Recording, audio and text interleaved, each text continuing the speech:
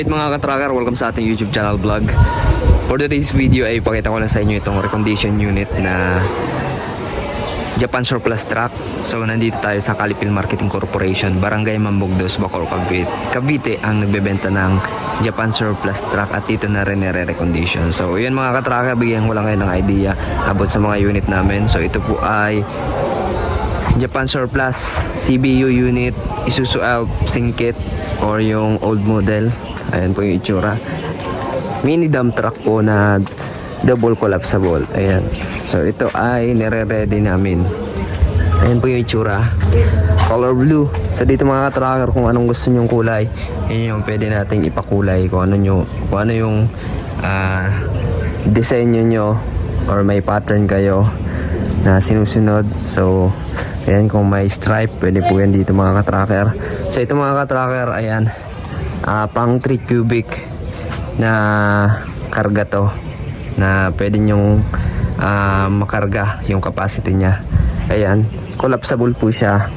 Pwede po siyang ibaba yung sidings. Ayan, pang graba, pang buhangin.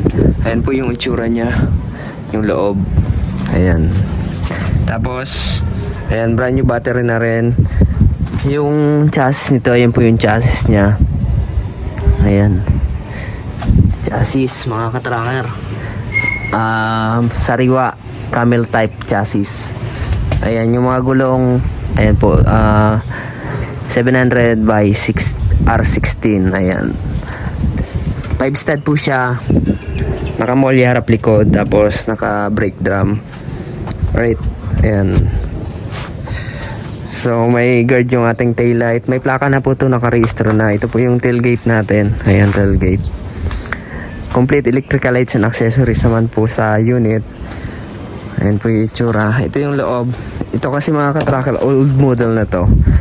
Kung gusto nyo old model, meron pa kami dito mga available. Na-upholstery na yung upuan, naka-floor matting na. Ayan po yung itsura nya. Sa makina naman po nito, pag recondition, ayan, talagang chine-change oil namin, tune up. Tapos yung pang ilalim, yung mga gear oil, differential, transmission sa makina, tapos mga brake. Ayan, nire-repack po namin yung bearing. Ayan, chine-check namin yung mga brake shoe. Ayan po yung itsura nya. Ayan, may plaka na. So dito mga ka-tracker, yung mga available unit po namin as is condition. Saka lang po namin nire-recondition yung unit kapag napili na ng client.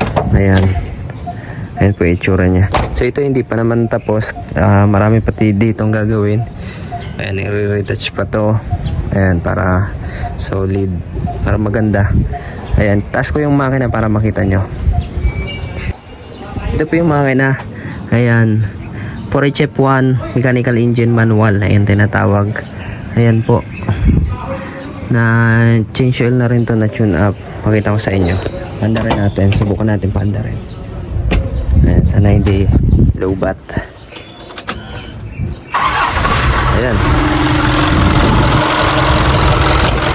ito yung tura. Maandat na po ito mga katrabaho.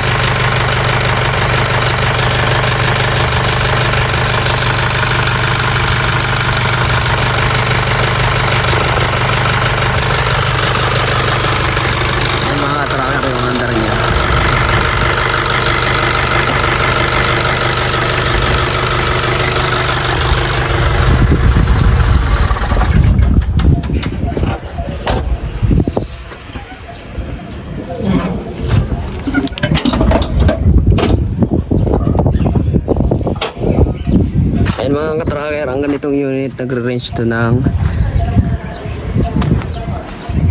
800. Ayan, 800k pataas. Depende po sa mapipili nyo yung unit mga ka-tracker. Ayan, so yung pinakamataas na dito is 980,000 pesos. Yung mga giga type. Ayan mga ka-tracker, so dito lang po yan sa Calipil Marketing Corporation, Barangay Mambugdos, Bacoor, Cavite. Ayan, contact lang po kayo sa aking FB page, Tracker Moto. Maraming salamat. Ayan, God bless. Bye bye.